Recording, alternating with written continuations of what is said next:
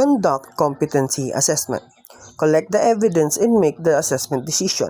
To stimulate the assessment process, two candidates will be shown performing the task. One candidate will represent being competent while the other one is not yet competent. Explain to the candidate the task to be performed. Candidate number 1. This is our assessment area where we are going to perform preparing, making PCB module, mounting, and soldering electronic components. Ask the candidate to read the specific instruction again.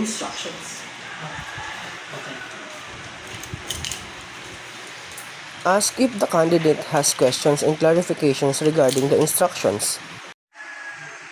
Thank you.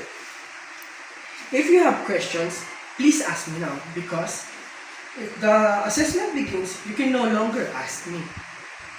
I have no longer questions. Thank you. With that regards, you can now proceed. Conduct assessment in accordance with the methodology specified in the evidence plan and of the specific instructions for the competency assessor. Implement the evidence gathering process and ensure its validity, reliability, fairness, and flexibility.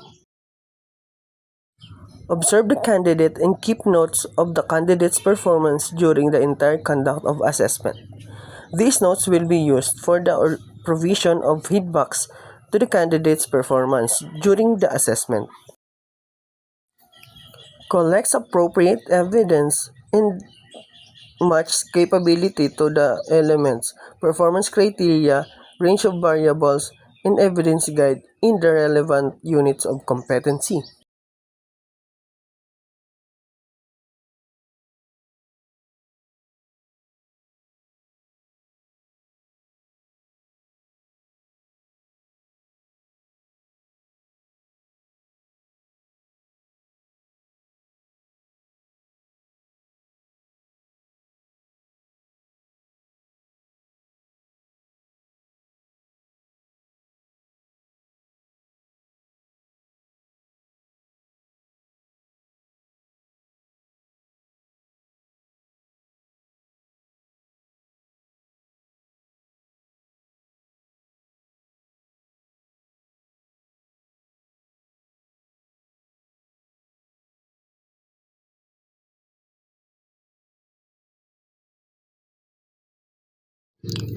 Judge the evidence in terms of dimensions of competency, task skills, task management skills, contingency management skills, and job role.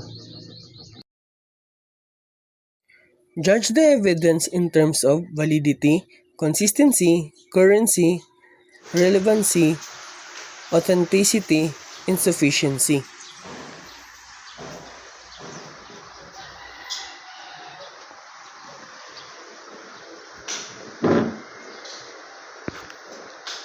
And cut.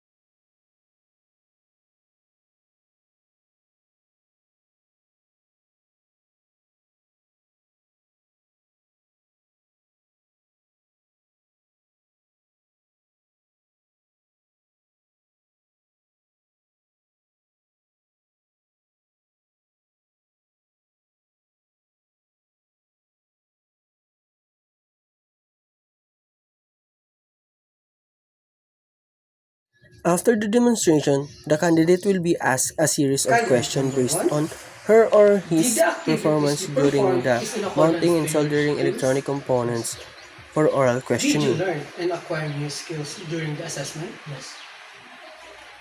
Did you observe proper OHS procedure during assessment? Yes.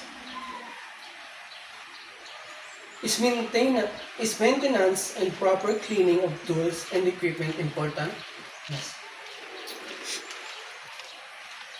What if one of your tool is not functioning?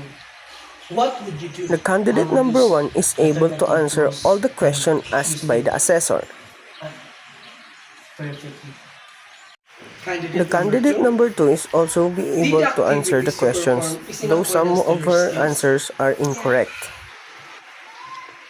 Did you learn and acquire new skills during the assessment? Yes. Did you observe proper OHS procedures during assessment? No. Is maintenance and proper cleaning of tools and equipment important? No. What if one of your tools is not functioning? What would you do?